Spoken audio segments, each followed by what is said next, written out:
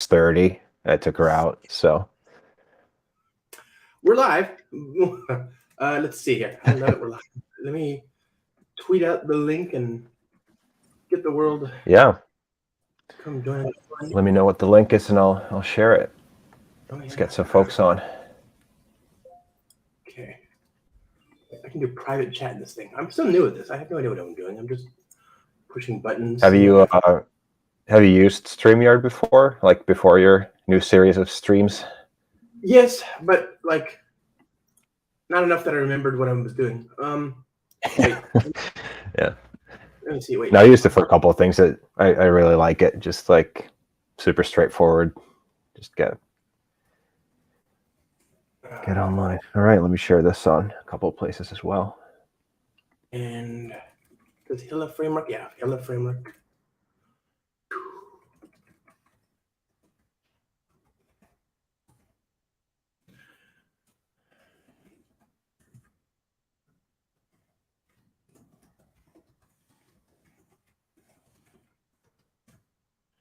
Okay, well, I did the thing. Where I tweeted, and it's not great, but whatever. Although I did just. Yeah. Oh God, I did just. I went to Twitter, which is not a good idea. Never, especially not the first thing in the morning. But I went to Twitter, and there's a tweet. Ted Lasso is back on the 15th of March. Oh, that's excellent. Yeah, I can't wait for this. Yeah, it's gonna be good. That's gonna be good. Did you watch Ted Lasso? Hi, Thomas. Good to see you. I did, yeah. Oh yeah, I like it. That's the cure for what ails people today. It is such a beautiful show. Okay, we've got some people already started. Yeah. Let me get my little console here. Let's see. Trying to figure out how the heck I share this live stream on LinkedIn. I see we're live there too. Just don't know how I can share that to my folks. I mean, it's okay. What's important is that people find this YouTube video later, right? I'm glad if they join us now, of course, but the important thing is the future. Let's see here. StreamYard. I like to just get on my iPad so I can monitor the chat. So I'm doing that right now. And for people who are just joining us today, hello, good afternoon, good evening, good morning from all around the world. I know there's places you could be right now. Hello. Oh, yeah. Nice. See a lot of comments coming in already. That's awesome. Right. Yeah, people are nice. There's hello, everyone. Hello. Some of these are regulars. These are people that I like. I'm looking. This is gonna sound weird, but I kind of look forward to seeing them every morning. It's like Usually I just like, I can't wait to see my partner and my kid. But now I've got like this whole other group of people. I'm just like, hope I get to see them today. Greetings from Belgium. I love Belgium. Hello. It's a nice place. You're in the right. Well, I know you live in the Bay Area, Marcus, but where are you right now? I am in the Bay Area. I'm in San Jose right now. Gonna go back to Finland where I grew up next week. Oh, that was so to good. Enjoy the darkness for a while. I was there in early January, right? And it wasn't so bad. It was dark, but I suspect now it's almost 2 months later, right? So probably a lot better. Yeah. Me and the Vaadin DevRel team were going to have a little like offsite workshop on this like remote island in the middle of the Baltic Sea. So it's like we'll have all the peace and quiet we need, and it sits right on the mainline internet cable between Finland and Sweden. So it's like it's fully remote and like blazing fast internet, everything we could possibly hope for. That's like a dream. I want to blazing fast internet in the middle of an island in the middle of the Baltic Sea. It's probably a little cold though. Although right now it's probably not as cold. Yeah. Well, I mean, we're not going to be like programming outside necessarily. Who knows? Yeah, I don't know. Well, okay. So good. So for the people joining us now that we've got a few people here, can you introduce yourself? I'm sure a lot of us already know, but just in case. Yeah. Oh, I see. Dan Vega joined us. Cool. Yeah, we got Dan. Yeah, I'm Marcus. I'm working as the VP of DevRel over at Vaadin. We have two really cool frameworks for building web apps for folks on Java backend specifically. We're like making it super easy to build web apps on top of like Spring Boot. So that's, I think, one of the reasons we've been working together with you, Josh, for many, many years. It's been a minute, yeah. Yeah, and we were working in January. We were working on trying to get some of the new native compilation stuff working, and we just yesterday I messaged you and saying like, yes, the latest beta now like compiles the demos that we have without any hacks or workarounds or anything needed. You just use the latest version and it just compiles. So that's pretty cool, I think. Well, let's talk about that, because I don't know if people understand why that's so phenomenal, because what you're doing is sorcery and witchcraft made with like black magic. Pretty much. Like Vaadin is not supposed to. What you're doing is not.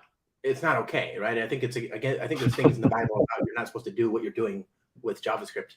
Can you tell, like, what is Vaadin? Why is this like so?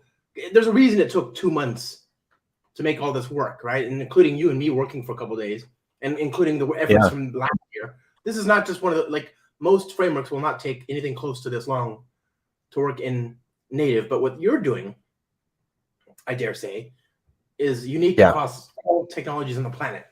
You know, I don't know anything doing what you're doing. I think so, and yeah, I mean, there's a lot of sorcery involved, but also we're on the kind of last stretch of like getting a new major release out, so that like the native stuff wasn't the only thing on our backlog, which also made it take longer than it probably should have. But like, I'm happy to see that it came, like we got it into the next major version. So like going forward, everyone using Spring Boot 3 and Vaadin 24 will have a good time with that as well.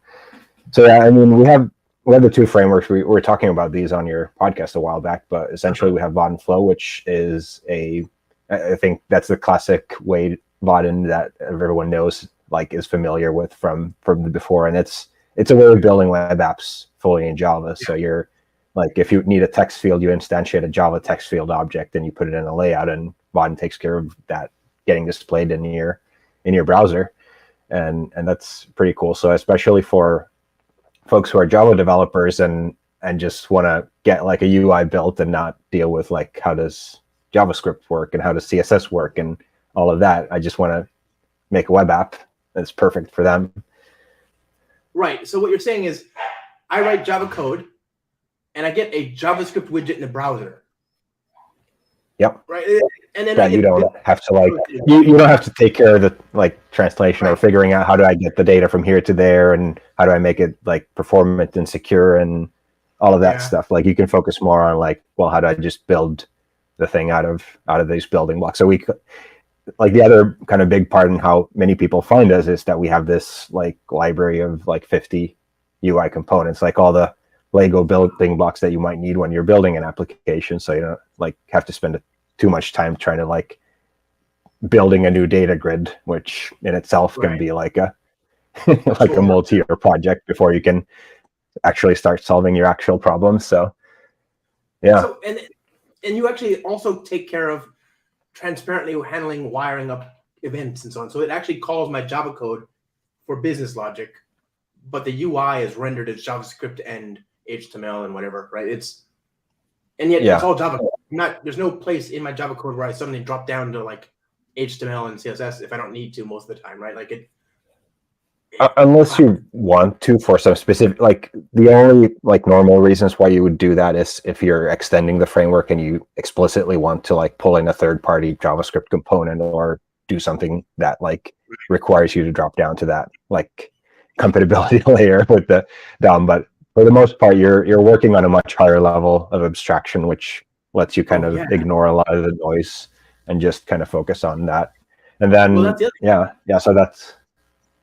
It's not just at a higher level. It feels okay. At first, when I first found Vaadin, I was like, oh, this feels kind of like Swing. Now, here we are 10 years later since I've been hanging out with y'all. More than that, 2011 was the first time I had the privilege of working with you also. But now here we are on the other side of that decade, and you know what? I feel like it's the other way around. I wish swing felt like Vaadin. Vaadin just feels like a nice way to rise, you know. Whereas swing, you get there's a lot of like boilerplate. It's a lovely way to build desktop apps, but I'm just saying the component model in Vaadin just feels just right. There's no low level stuff that bothers me most of the time, you know. Yeah. And then so that's the framework we've had for a long time. And then what Dan was mentioning here in the comments, Hilla is our new framework, which is really cool too. It takes that same set of components, but lets you build essentially build the front end of the application in like React or Lit, and then still connect it type safely to a Spring Boot backend. So you still get that like database to view layer type safety net, which means if you like somebody's poking around the backend code and break something, like you'll actually get a compile time error in your React code saying like, hey, you're about to break somebody else's code, go and fix that before you commit, essentially. And what like the side benefit of that too is it's like that's obviously nice when you're refactoring, but like I've noticed building apps with it is just the kind of not having to go have like a browser open on my other window with Swagger docs and trying to figure out what was that endpoint and like what was the parameters it took in, what does it return. Like I'm in my ID, autocomplete tells me like this endpoint takes these methods, this method takes in these parameters, and it returns that. Like things that we take for granted in Java land and just kind of vanish when you have like an typed interface in between. But now that's something that we're kind of working on, so that's pretty cool. I think. Do I get command click navigability like between the client side and the back end? Like I can see how this connects to something. Not yet, but it's like the names are the same, so it's fairly straightforward to figure out where you need to go. And well, I guess you could. I mean, we could open up a project at some point during the stream and see how any and all of this might work in real life. Like I figured we're not just going to talk about programming in the abstract in this stream, I hope. This is not a podcast. We're going to do an actual, well, you know, you, my friend, are going to do some demos. And I'm going to watch and applaud from the sidelines. It's going to be awesome. I just want people to I want to set the table. I don't think people know enough about either Vaadin Flow or Hilla. Hilla's new, like you said, it came out, 2 years ago, 3 years ago, right in the middle of the pandemic, it feels like. And it's, I think if I, and again, you can correct me because I'm obviously not all that bright, but if I had to describe one as the other, Hilla is what you give developers who have a front-end team that want to control and have a back-end team using Spring Boot. And Vaadin is what you give somebody who's only got a back-end team using Spring Boot and don't want to bother with TypeScript and JavaScript. I think a lot of it comes down to preference of like teams and individuals. Like I like working with Java on the back end, but I also kind of like being close to the metal sort of on the front end and kind of working with DOM APIs, because that's what I've done. Like my entire career has been kind of like 1 foot in Java on the back end and 1 foot in like modern web technologies. And on that level, I enjoy having like a lighter level of abstraction. But sometimes like if I just need to get something done and don't want to like deal with all of that, like using Flow and just using that higher level of abstraction just makes things so fast. And we see a lot of, like you say, teams with Java developers are able to build the entire UI app themselves. So especially in like smaller companies, smaller teams are able to just kind of build full-blown apps on their own, which is pretty cool. So cool. Like I interviewed one of our somebody from our community, and what he had done was essentially he was more in a kind of a ops role, and he was like tasked with making things work, and he'd get all these requests from people asking about this and that, and he was like, oh, I don't feel like answering all these people all the time, like I have other things to do. So he used Vaadin to build a little dashboard thing that people could just figure that stuff out on their own, and then that took off and like became an integral part in how like their business monitors things and kind of just, so it's something that you can easily just pick up and like build a little utility thing for yourself to make your life easier, and it's still able to scale then to whatever you need that to be. So would you say that there's, because I think you know our technology Cloud Foundry, right? This platform as a service. One of the reasons it got so popular, one of the reasons it grew so much was because of shadow IT, right? Like this idea that there's groups of people that just need something done quickly so they can work, but they're not going to market with it. It's not they don't need like a whole campaign. They just want to get something done next week and have something they can use to help them for this thing that'll last only for a couple months. Like I'm launching a seasonal campaign and we're going to try something out and it's quick. It doesn't need a whole team of engineers and product managers and UX and all that. I just need, it could have been a shell, it could have been just a quick console, something that people can use quickly to get the job done and then throw it away when they're done. That's one of those things where people used Cloud Foundry. Yeah. Because they wanted to get an app up and running. They didn't want to like wait for requisitioning for, equipment and infrastructure and deployments and product management and user experience. They just wanted to get something quick for internal use very quick. And I think there's a lot of people who they used to use Visual Basic for that kind of stuff as well. Like if they wanted to get an app, a UI written, they would have used Visual Basic 20, 30 years ago, And I think that market is still underserved. There's a lot of people. In fact, I think there's a always growing number of the budget, a percent of the budget every year of apps that fit into this shadow IT section. The budget is X, but for some reason every year they always spend X plus like a little bit more because there's all these little infrastructure projects that they just don't see because they don't go through the proper channels and they just get done. And I mean this in a good way. I think Vaadin could really serve that use case a lot, right? Because it's just so easy, so productive. I can get something up and running and get home in time, I can leave at 5 and I can still get the job done and I don't have to worry about 6-month, cycles of R&D and all that nonsense, just get something working.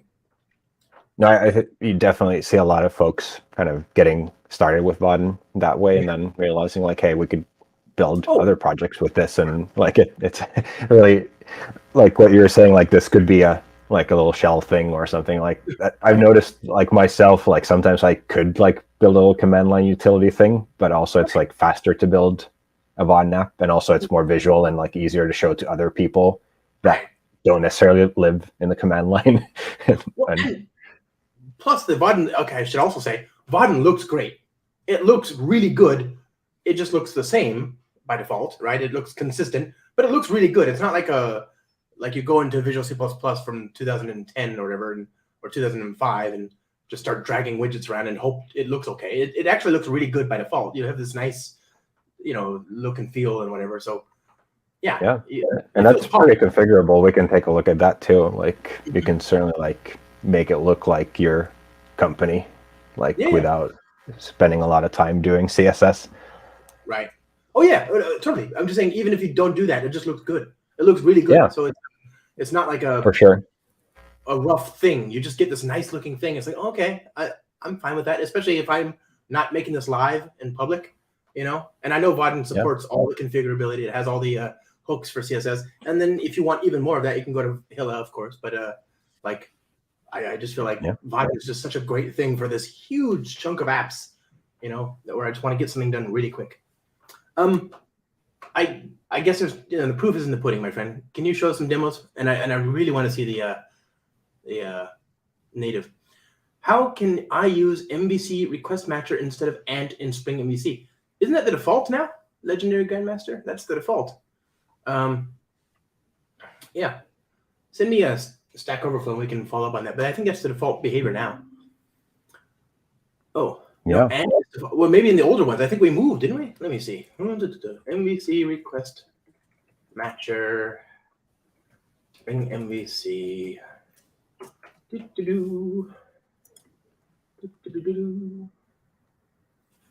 Oh, is that for Spring Security? Yeah, I'm pretty sure that's okay. I'm looking at something different. MVC request matcher. Like if you're configuring the DSL and you say HTTP security, you say HTTP security request matchers .mvc matchers. Isn't that kind of like there's a DSL there? I don't know. I can't be sure right now. Let's look at it offline. I want to focus on this amazing Vaadin and Hilla stuff. But send me a tweet. Do you have a tweet or an email? Josh@joshlong.com. I should put that up here. Did I not? It's not on my slide. Josh@joshlong.com, and I'll follow up with you later. Don't worry, we got this. Okay. My friend, you want to share your screen and show us a demo Yeah. if you can, if you were willing? I'm just so keen on seeing the state of the art in 2023. For sure. All right, let me see. And we're gonna have a little section of the demo I trust where we're gonna do some native stuff. So I've prepared some coffee. We can certainly try. Like I just went ahead and claimed everything works, but like also I tried that with the one demo app that we had. So now's the now's the time to see if it actually works. I mean, all right. I got coffee in the meantime. Do you want to put my screen up on? Oh, do I have to do that? Yes, I do. Look at that. Oh, that's so cool. Okay, everybody. You're the person in charge of all the all the stuff. All right. So yeah, let's create a Vaadin app and see how it works. So right now I'm on. This is kind of like the Vaadin initializer. So I don't know where that stacks in your kind of happy places on the internet, but it's a place I like to hang out at. And this essentially allows me to just like pre-configure a app starter for myself, so I can configure a couple of like views and like a little bit about like, well, do I want to have like a light or dark theme? Do I want to have change some of the colors, perhaps anything like that? I did select our newest pre-release of Vaadin 24. We're gonna go with Java 17. It's probably fine, and yeah, everything else I think is fine here. You got Graalvm machine? Oh, my machine? Yeah, for sure. Wow. All right, so we'll that gives us this zip file. That's whatchamacallit, Maven project. So we can go to downloads, and we can go to the app here and open it with IntelliJ. It's my IDE of choice for the most part. Yeah. And we can take a look at what we have there. Just hide this. And it'd be nice to all the folks there watching in a small window and bump up the font size here just a little bit. Appreciate it. Probably good. All right, so we have a POM file. It's actually, I think, up to beta 5 now, so I don't know why it gave me an old version, but let's update that. And if you're really risky, there's a new version of Spring Boot. Yeah, you saw that. Yeah. All right. And I mean, essentially what it adds on top of a Spring Boot project kind of has a Vaadin bill of materials here, and then it adds Vaadin dependency, a Vaadin Spring Boot starter. And that's pretty much it. I also have a H2 database added here and JPA. So one of the screens that I configured just came with some sample data so that we have something to play with if we want to like look at a more kind of full stack experience here. Right. And that's pretty much it. So if we look at what we have here in the project, we have a Spring Boot application. We can see that's Spring Boot application, and then it has some demo data that it initializes from a SQL file. So that's why there's a little bit extra stuff in here. Right. And all of this here is essentially optional, but just to make the application look nicer. So we can run this by running the application just like any other Spring Boot application. Right. And let's see if we get up and running here. All right, let's see. What should happen if things work right here is that it should open up a browser window for us. And doing npm install. Damn it. Well, it should not have done that. So one of the updates we did in Vaadin 24 is that it should skip all the npm stuff and it should just launch it right away. But apparently, since we're in beta, something has gone horribly wrong here, and that's gonna. Did you do a Maven -u clean package to like force it to update everything? I did not, but I think, let's see here. Because we were just working on this issue on Friday, I think. So guessing that whatever fix was needed did not get included. But what should happen is that when you run the application, when Vaadin 24 comes out, is that you should see this essentially like 1 second after starting the app, not this long after starting the application. But it's there. All right, so we have the app up and running, and we have some views here. I think we can maybe look at the Hello World view. That'll give us an idea of what the actual code looks like. So we have text field and a button like this. They're Java components. Nice. Let me just make this all fit into one. Let's hide that. So what it does right now is when I click the button here, it shows a notification. The way that looks here is we have a text field and a button. The button has a click listener, and when that gets clicked, we show a notification. Now we could also change this. So instead of showing a notification at the bottom, we could say add, and we could add the text, or let's do a new paragraph of text, just append that to the layout that we're in. Build this. Spring Boot DevTool should hopefully pick up the change there. Fingers crossed. And reload this. Of course, if you're using something like JRubble, would be even faster, but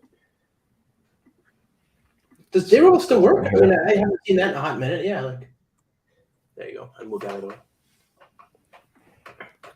Is JRubble still out there? Oh, I think so. Not an instance of a declaring class. Oh, see, arguments to so this is now we're. What's the issue? It's that thing. If you just comment out about this class, so I'm guessing something with the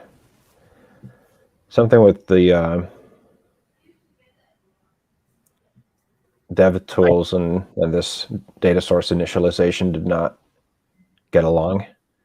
So what do you have SQL? Do you have schema.sql and data.sql in your class path and source main resources? There's a data SQL in there. Okay. And so you should have an entity already, right? You're using JPA?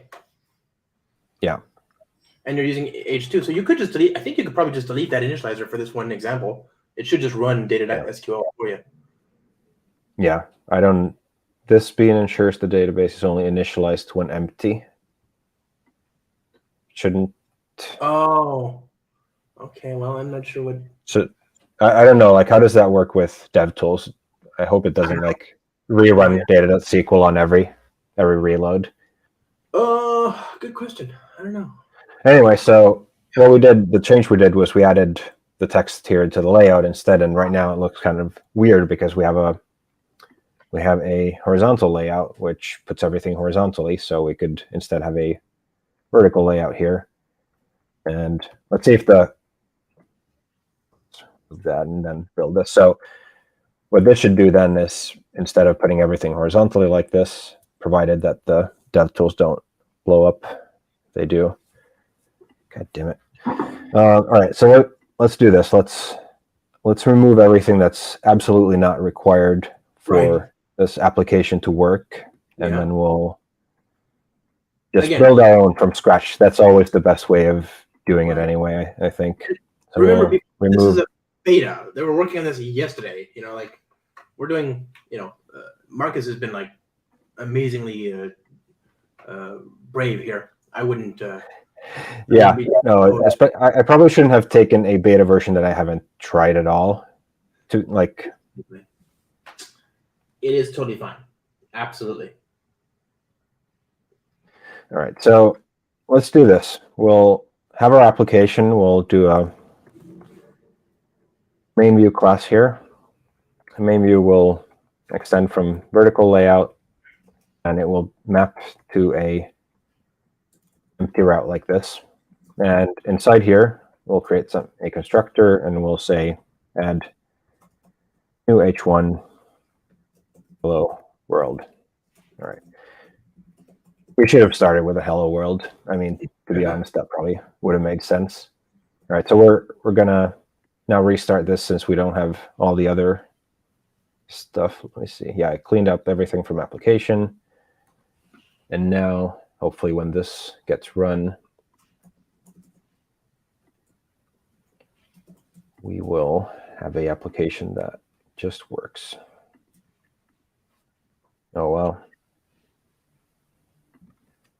Let's remove the data SQL too. Like, or something more wrong than what I... Yeah.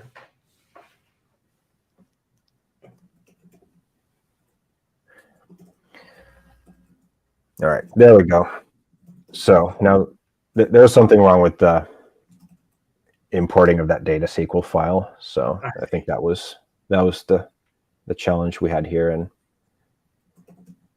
I think somebody watching this from my team later on will point and laugh at me for doing something wrong, but most likely it was just using a beta version that had something changed. Anyway, so we have the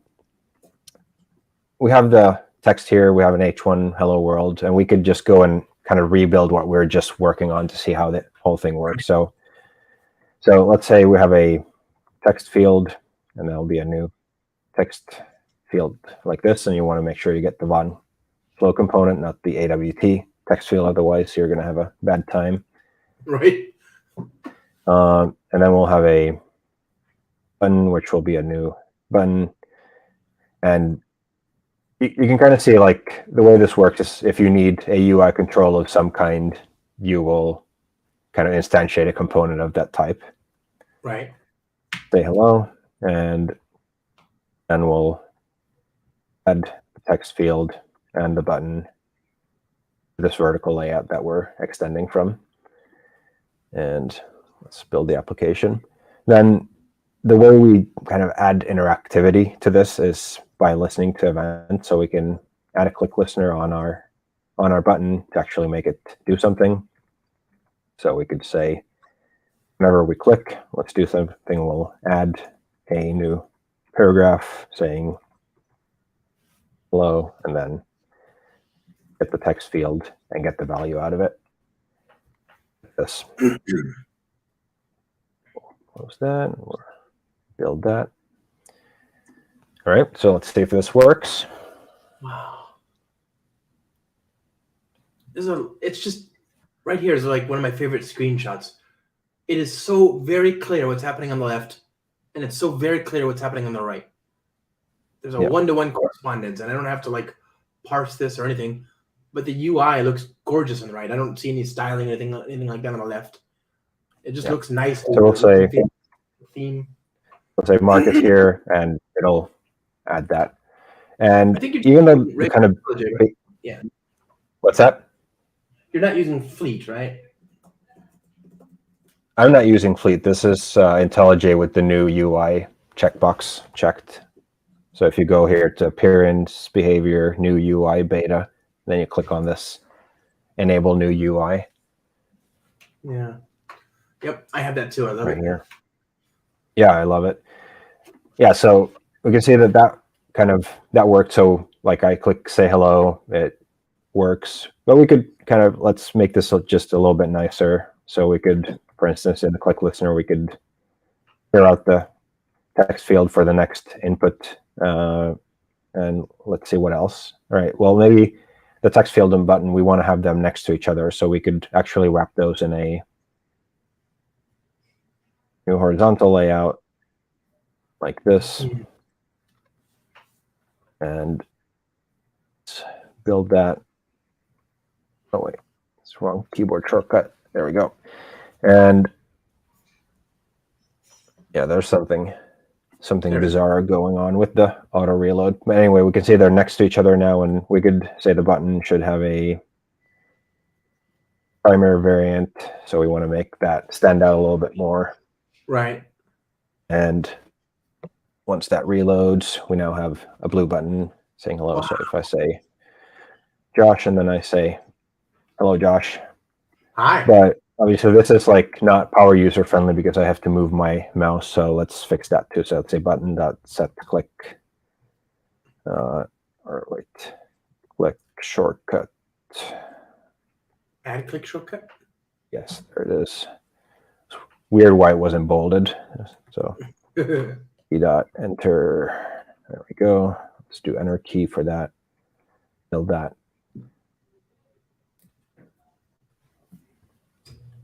And this definitely should not like clear out that for a second there. So Marcus, and then we hit enter, and boom, it works and it clears it out. Oh, so you've just look at that. It's just so fast. And can you show the browser source code? Just so, I mean, it's not an applet or some crazy. It's not Flex or Flash or whatever. It's just JavaScript. Look at this. It's ridiculous. Yeah, and I mean, what's pretty cool here, if let's expand this a little bit, and then I'll make that bigger. Go here to the elements, and let's just take a look at what we have here. So let's make that even bigger. So what you can actually see here is that the DOM corresponds right to this. So we have a vertical layout here that contains a horizontal layout that includes the text field and the button. And if we look at this, we have a Vaadin vertical layout that contains a Vaadin horizontal layout, which includes a Vaadin text field and a Vaadin button. So the components are built using web component standards. So they're essentially custom HTML tags that we tell the browser, like, hey, here are like 50 new HTML tags for you to use when you need them. Right. And that way we can have these kind of added functionality here. Wow.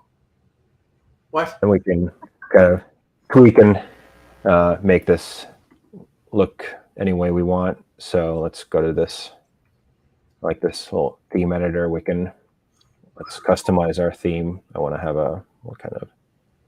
let's do it like minty green, and let's make it like slightly rounder, maybe. I don't know, why not? And then we'll go into our... I love dark mode. Dark mode forever. We'll just go in here and add that CSS that we copied over from there, and then we'll go to our application. And we actually need to do one more thing here. We need to go into our application and say,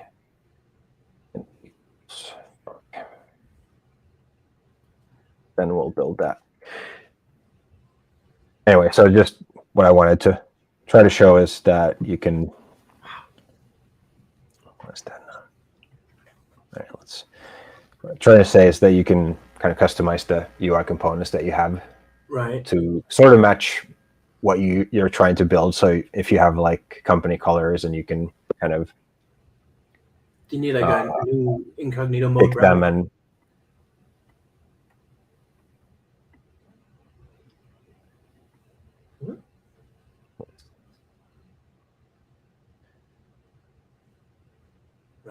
Wow. Yeah. That's so cool. Anyway, so that's the kind of basic idea of Vaadin Flow, is that you have all these UI components. Let's add just some more components here so we can see how they work. So let's add a new grid. Can you also... Oh yeah, the grid is going to be important, but also can you just print something out on the server side, so that people can see what happens when you click that button? Oh yeah. You actually have a connection to the Java code as well. It's just ridiculous. So let's print out hello. I think that's... Make it actually compile. Talk to our database.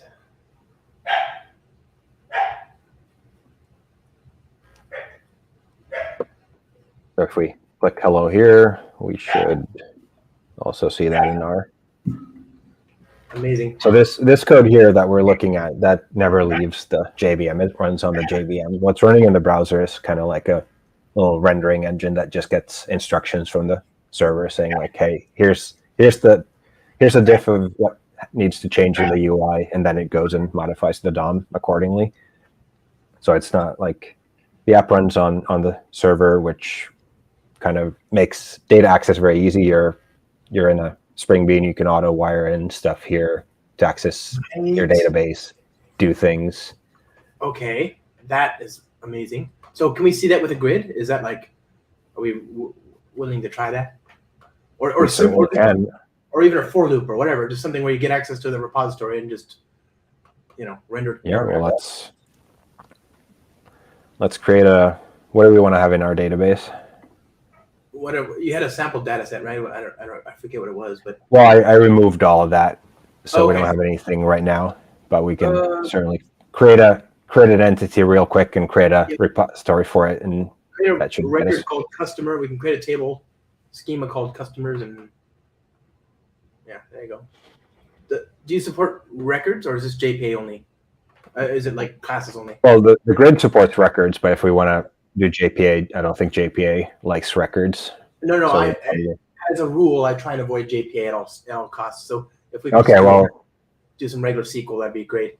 I mean, JPA is fine if you have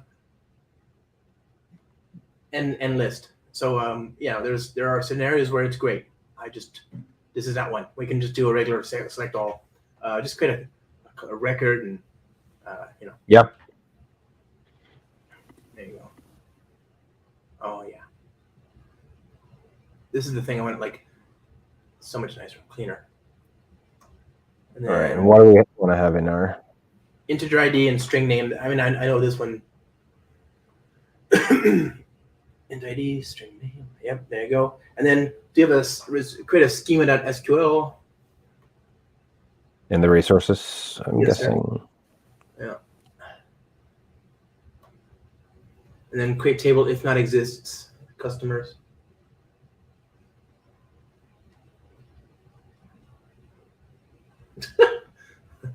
It's nice that there's choices, Thomas. There's I love what you just said. Yeah, there's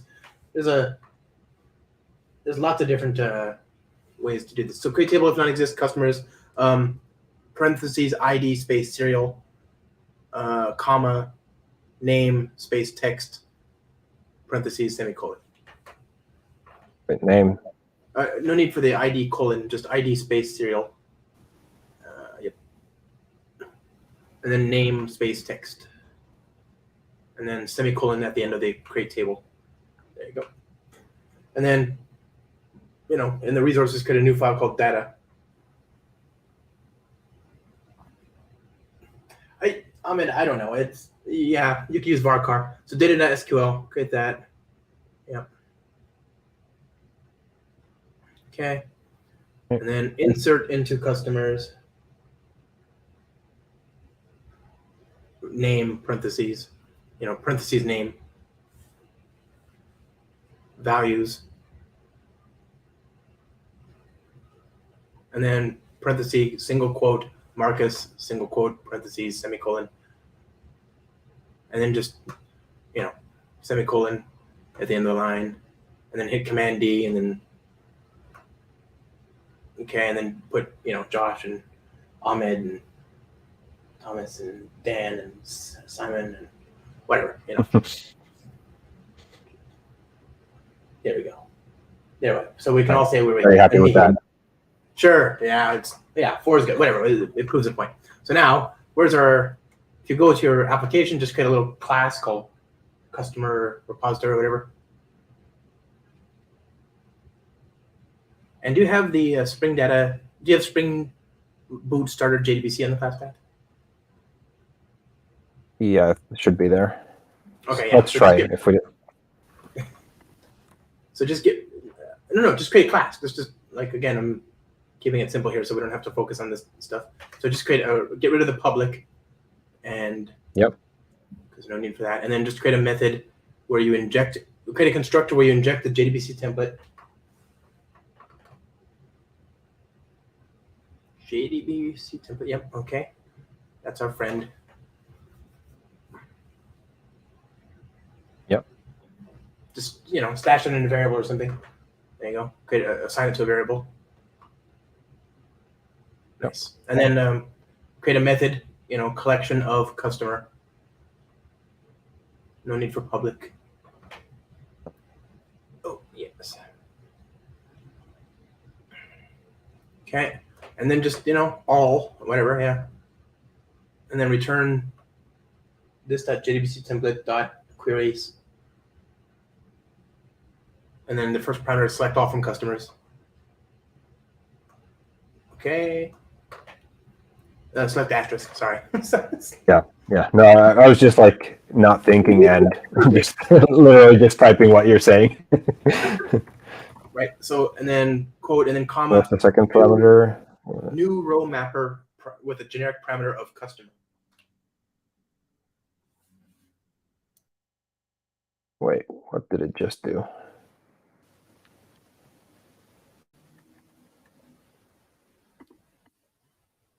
Do I need to implement that or? Yeah, you need to implement that. New row mapper customer. There you go. And return. So return a new customer. You've got the result set, so you can say new customer. Okay, and then rs.getID is get int ID. Get int, and then pass in the string quote unquote ID. Oh yeah. And then same thing for the name. Get string or rs.getString name. And then semicolon and call it done.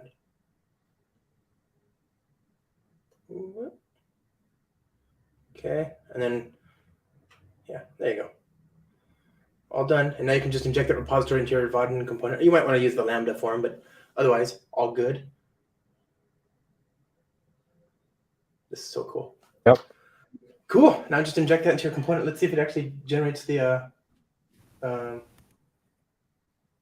Whoa. We probably need to annotate this with something to make it actually. Yeah. Show up. Repository. Yep, that works. Perfect. Yeah. Okay. Cool. This is like the part where my mind broke. I couldn't believe it. Like I'm writing JavaScript, injecting. Okay. Yeah. So you can create a grid out of an iterable or something like that, right? Yeah. Looking like. It would be nice with IntelliJ code with me. I think there is some kind of support where you could be typing in here too, and not just me. Yeah, that's true. We should set that up next time. But this is the only part where I'm needed. The rest I would be completely useless. So I didn't even bother.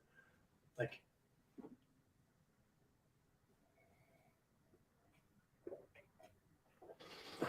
Right, so we have a grid of customers, and then we'll say grid.set items. Then we'll do our repo.get customers. We'll say grid. Yeah. What do I want to do? I want to set the customers. Why do I do that? I just say set items. Easy. Gosh. Oh, so you can actually give it how does it derive the name then? Wow. How does it derive does it know that the column is called ID and the column is called name? It knows what to call. Oh, okay. Perfect. That's so cool.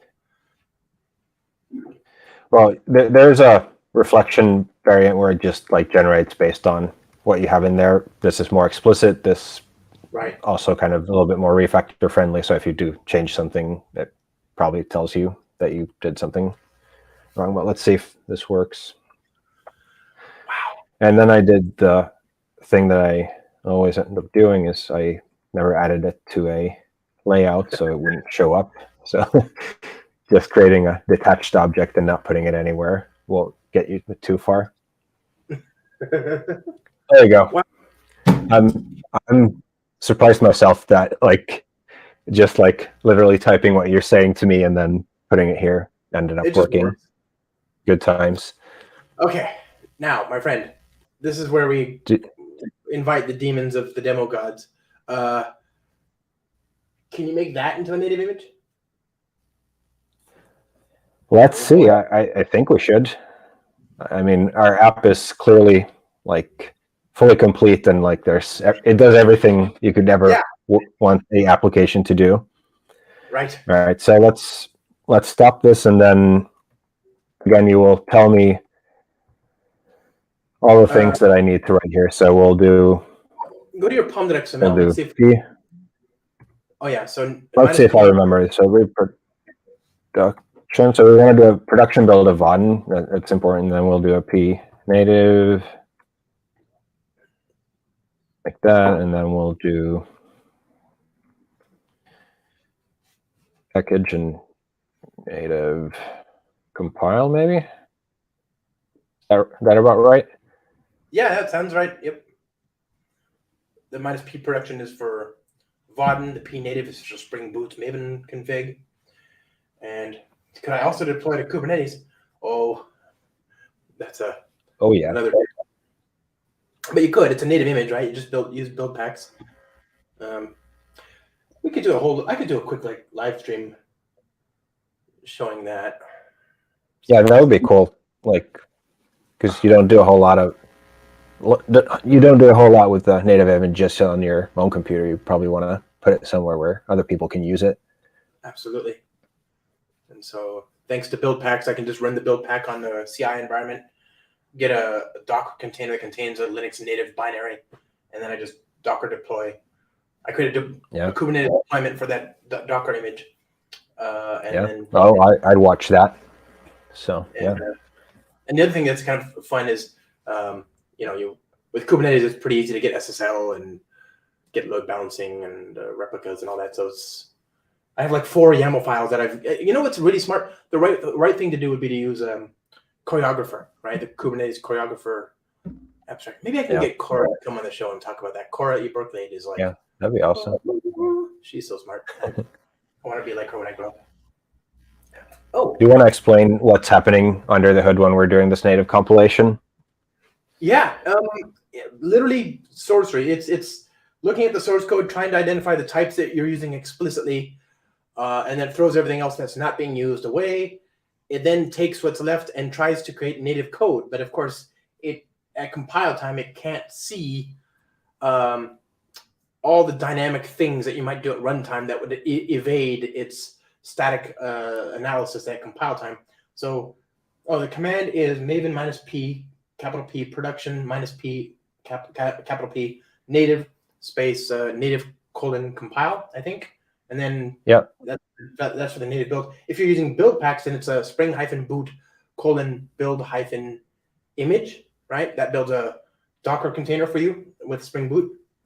And if you have GraalVM native support, you would say -p native, and I guess -p production. I'm not sure what the Vaadin interaction with that build pack mechanism is, but I would just try doing I don't know off the top of my head, but we could definitely look into that. Yeah, this does feel like pair programming. Yeah, this has been fun. I don't really think I contribute. I'm more come up with it. And what you can definitely see is doing this native compilation takes a whole lot more. So it's not something you want to do development time for every change you do. Yeah. It's pretty much you want to develop on the JVM and then compile when you're kind of ready to hit the road. Yeah. I'm in a Spring Boot native compilation. -p.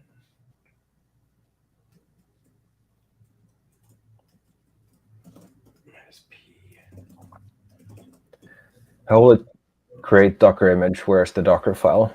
I think Spring Boot can help you with that, with the create image, right? Yeah,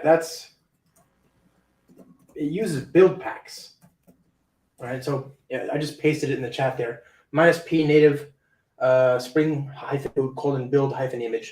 It uses build packs to create a Docker file, right? And the Docker file gets created by our Docker daemon locally. You can Docker tag and Docker push it. Oh, it ran. Okay, good. All right, exciting times. So we should now in our target, we should be able to run target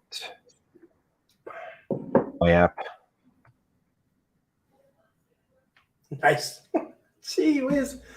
That's amazing. Oh no. No. What happened? I don't know. Null pointer. For what?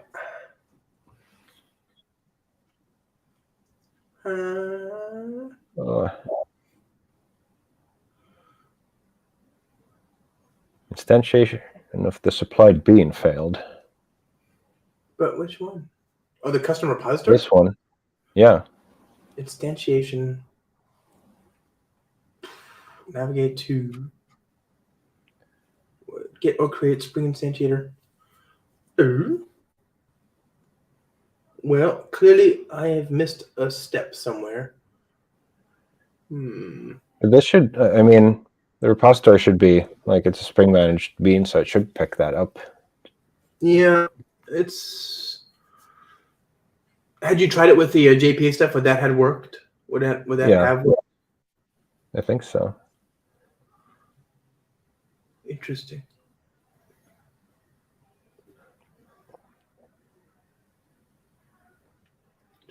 Oh, need to take a look at what's going on here. Okay, no big deal. That is a beta. We know it's a beta. That's fine. We have about half an hour. I'm not even like I'm pretty sure this is not like even a Vaadin related thing, since it got to the instantiate main view and it's for some reason not able to instantiate this repository that we built. So I'm thinking it's probably something we did for some reason. I don't know why. Okay. Makes sense. Let's look at Hilla. Like we said, we've got half an hour, and I know this has worked before, so I know we can get this to work easily. But we just don't have the time, I'm afraid. I have a Chinese class I have to study in about half an hour. Oh. Yeah. All right. So yeah, let's and Hilla, if you want to poke around while I'm typing here, it's on Hilla.dev. I'm going to use the new React stuff that we just added. Oh, cool. So we're going to use the Hilla CLI to init a project, and we're going to say next because we're using essentially the next major release here. We're going to use React because we want to have React, and then we'll say React maybe. Yeah, makes sense. Yeah, where does the name Hilla come from? That's a great question. So Hilla is this like berry. If we look at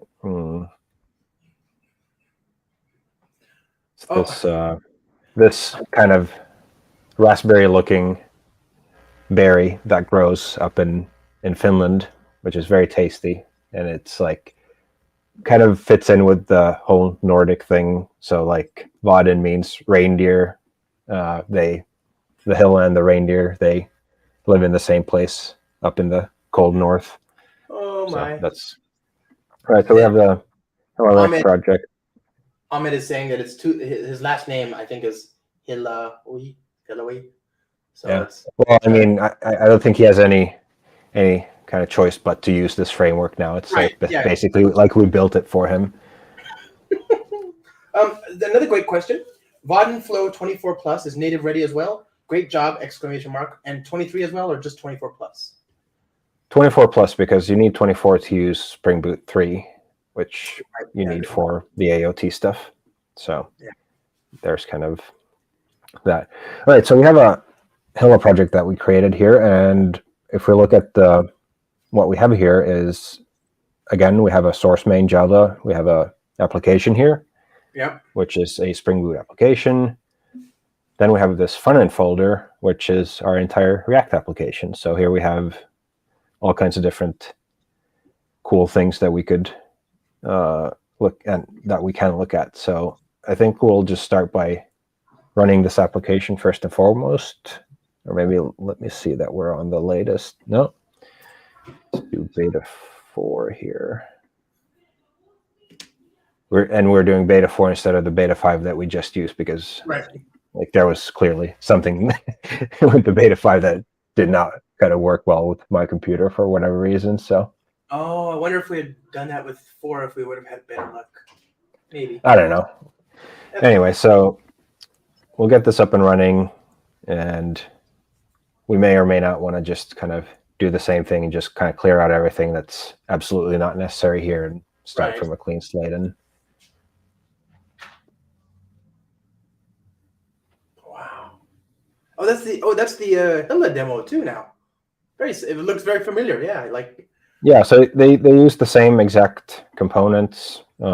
If we do this, we'll see it kind of looks the same. So we have a React component now. Hello React view. We have a text field. We have a button, and it works the same way. In this case, it actually calls the server to say hello, and then it kind of passes it back. So it's kind of a little contrived here, but let's build something cool here. We could I have build a little to-do application. We could try to use some of the data that we had from before. What do you feel like? I have a gotcha question. Will this support Gradle? Asks one of our users in the chat here.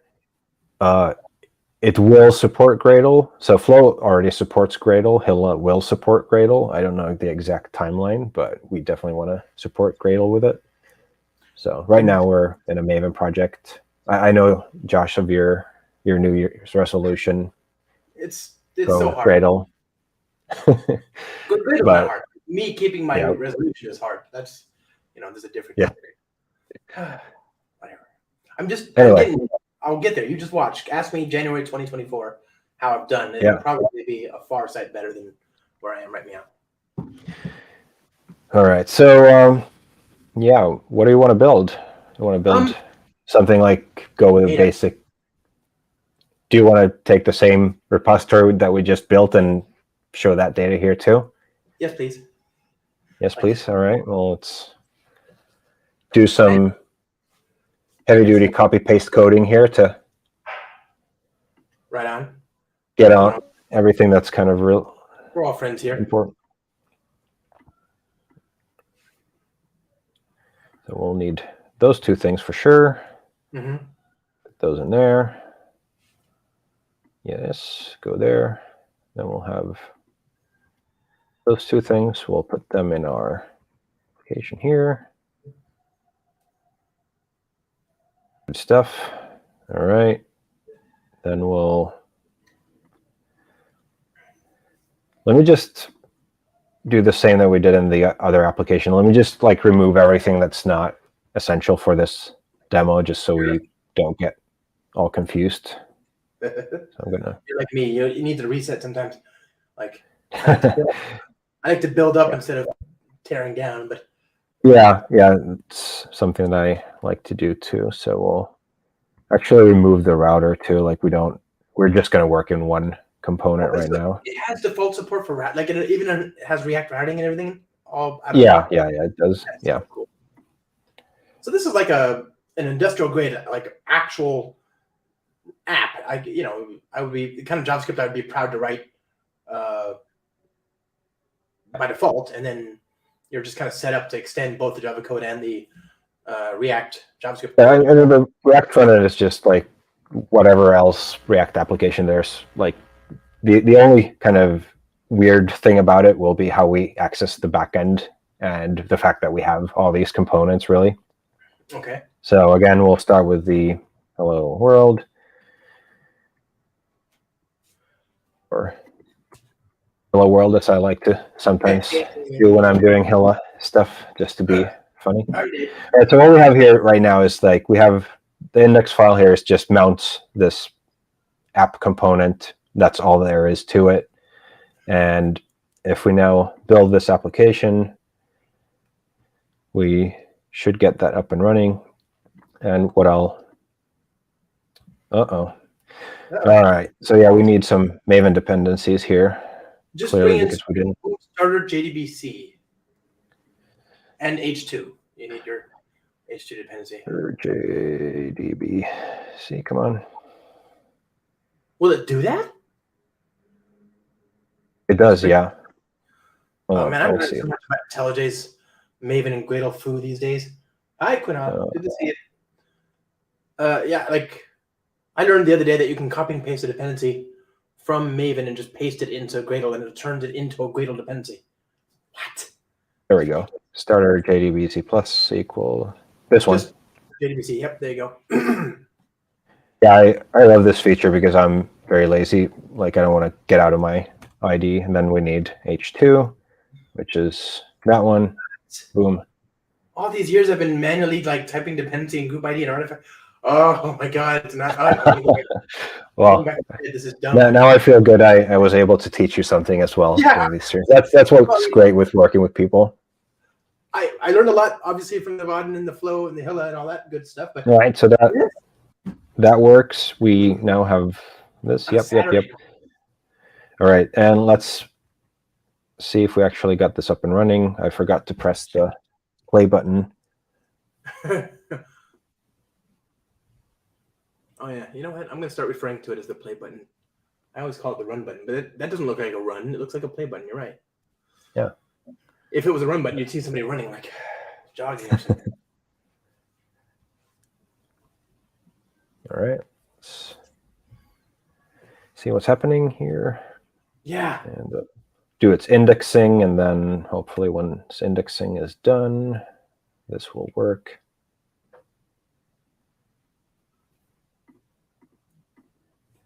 What is going on here? It's so funny. I just found out about this project today, and Josh is making a stream about it. Isn't serendipitous, huh? Very small world. And all thanks to Marcus here, my buddy. Yeah, you and I we hung out and hacked on code earlier this year. Like we're only in February, so a month and a half ago or a month ago, whatever. And, that was great. I learned a lot, but I know we talked about doing a stream and sharing with a large audience, and even this is just the beginning. I can't wait for people to see what this looks like when it's GA and we can actually do a more polished demo out of it. Yeah. I think we'll figure it out a good time for both of us. But anyway, so we have now our hello world here. Let's live here and wrap that, and that shouldn't change. And we could say, what is the syntax out of TSX files? That's the React script thing where it does the DOM model. That's a DOM literal, but you can just write it inside the JavaScript. I'm going to add a medium margin here. Yeah, looks nice. And one thing you'll notice here is that these React changes are pod module replaced. So if I make a change, it basically instantaneously updates it there. Anyway, so this is all basic React programming. That's not as interesting on its own. The interesting part is actually calling the backend. So what I did here while we were talking is I created this customer endpoint class, and very similar to what we did before, we'll do a constructor here, and then we'll do our customer. Wait, didn't I?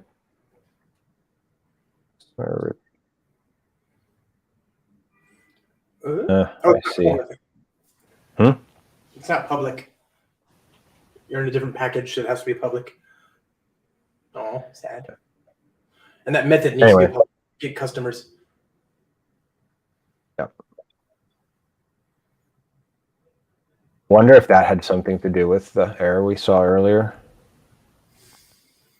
I hope not. I don't think so, but just could be, I guess. All right. Well, anyway, we have the repository here. We'll put it into a field, and then what we want to do is we want to have this just a list of customers.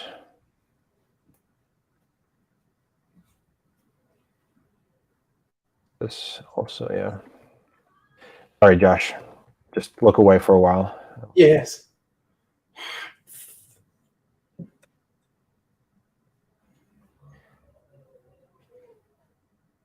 So we'll do get customers and yes, Java util list, exactly.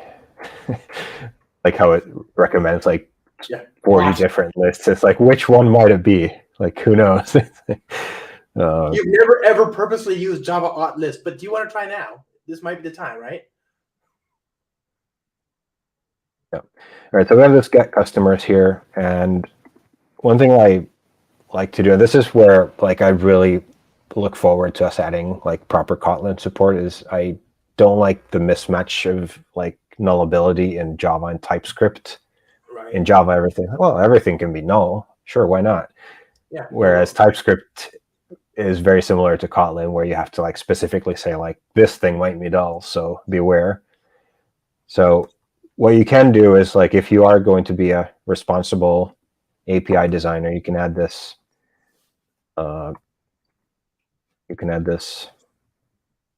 Null API annotation in your package info, and that will tell it that you're not going to return null objects. And IntelliJ is smart enough to actually yell at you if you try to go against that. So I think that's a pretty good kind of in between where I don't have to like litter the API here with a lot of non-null annotations.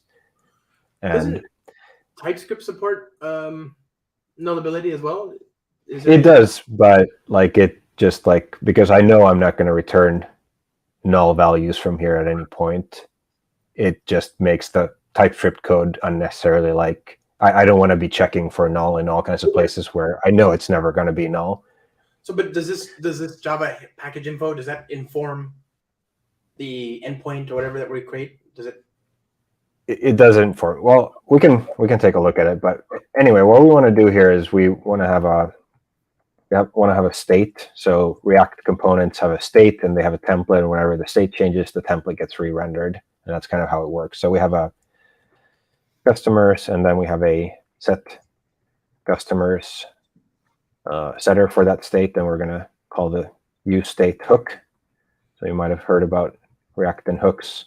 It will start with an empty state, so we don't have any customers before we call the backend, and we have a type. So we have a customer array is what we have, and we should be able to, I didn't build the backend, so whenever we now build this backend and we remember to actually annotate this with an endpoint, so he'll actually knows it is a thing that exists. So we're going to say endpoint, which makes it available as a thing we can call from the client, and then anonymous allowed means that anyone can call it. We're not going to start setting up Spring Security here. We'll do that in our next demo that we do. So we're not going to share exactly everything that we have. Anyway, so having endpoint here will make Hilla find this. It's going to make all the methods here callable from TypeScript, and it's going to generate types that correspond to them. So we should now be able to import that type that was generated. So now we have a customer here that is of the correct type, and then we need to define a side effect. So we're in a functional component. Functional components should be free of side effects unless you define them using the use effect hook like this. The use effect takes in two things. It takes in a function, which is the effect itself, and then a list of dependencies. So anytime any of the dependencies change, it should call this effect again. In this case, it's not dependent on anything, so we're just going to call our customer endpoint. Why is that not getting picked up? Hello. Let's see if we can get that. So this React support is fairly new, right? I mean, in Hilla, I mean, is it new in this release or just recently, or? It came in December, so it. Okay. But back then, yeah, it came in December, yeah. Wow. Let's see what's going on here. So, yeah, so we do have customer endpoint here. Sometimes I feel like IntelliJ is not the fastest at picking up changes to the reload from disk, maybe. Yeah, just trying to see.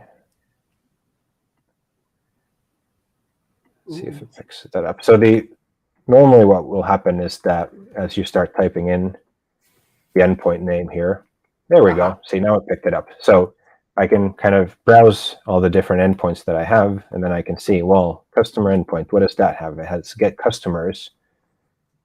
Good deal. This is a asynchronous call, meaning it's not going to be blocking. So we either need to use this then when the promise resolves, or we can use async await. But for this pattern, it actually works to say then customer. So just pass the setter as the then. So whenever this resolves, it calls set customers, and then we could do, first of all, let's just verify that we have everything here. So we can say customers.map.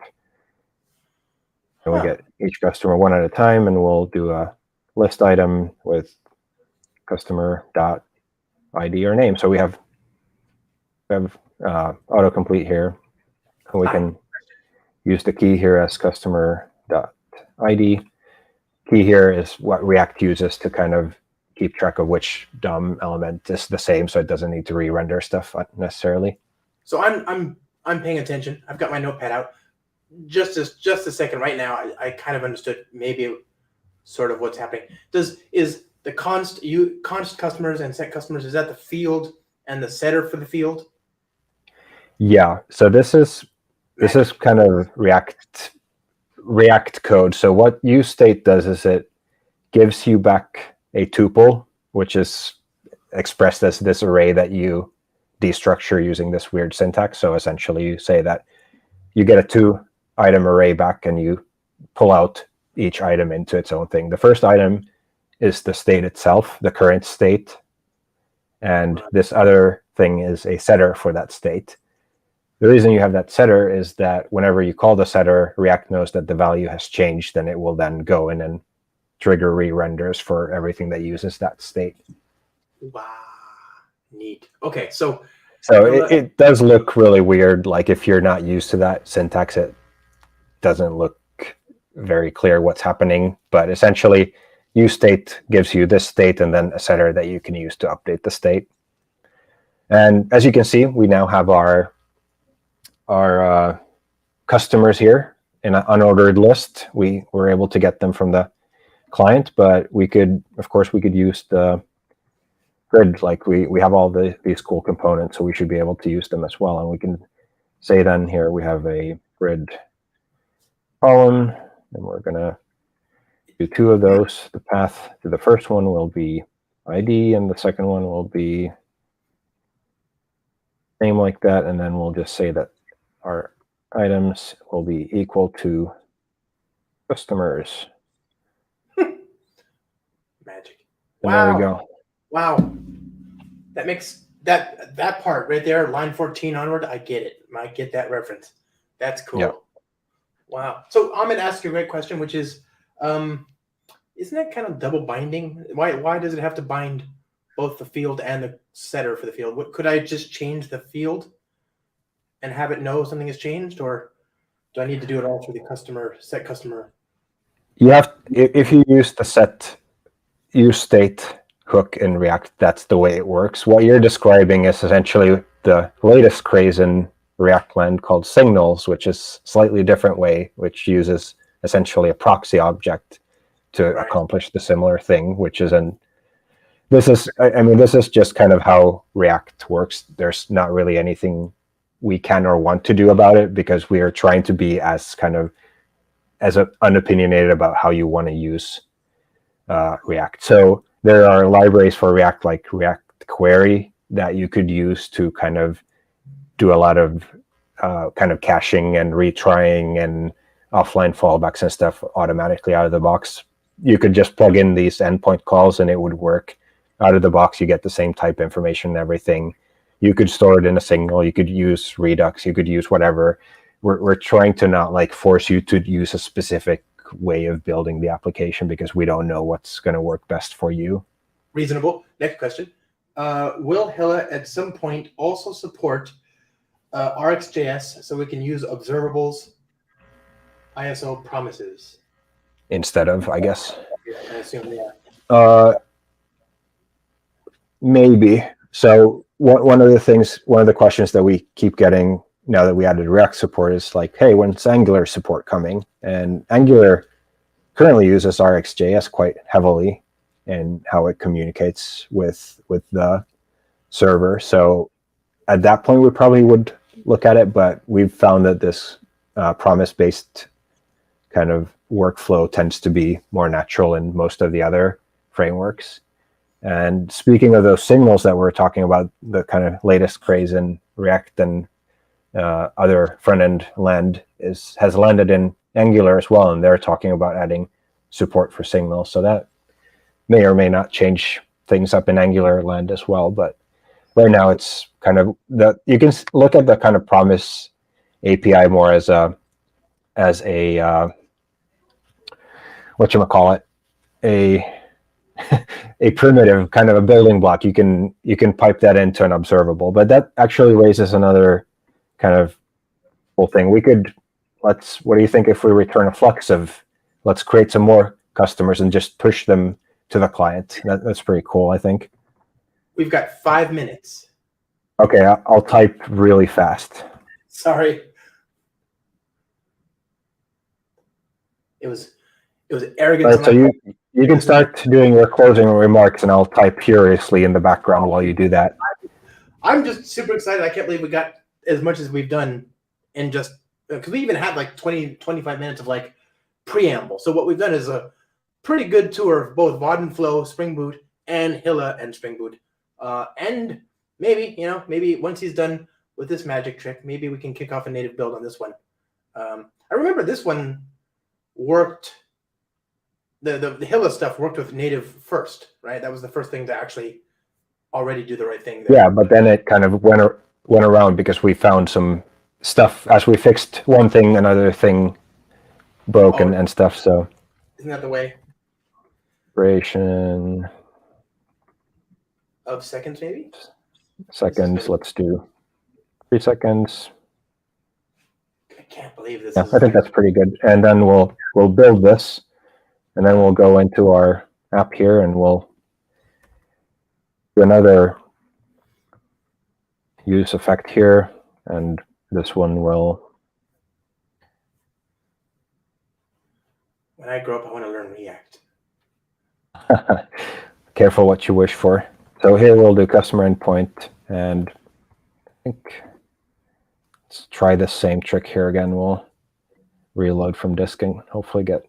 I don't know. It seems like every once in a while it just works exactly the way you would want it to work, and then other times it does not.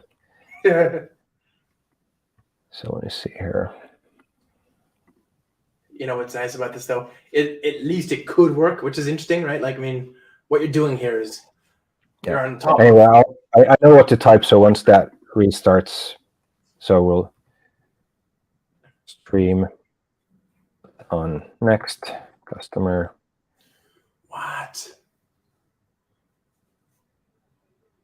So on next customer, we can then do something we'll call customers, and it'll have a previous state, which we'll do. We'll magic. If this works, I'll explain what I did and why I did it. Okay. I get to go.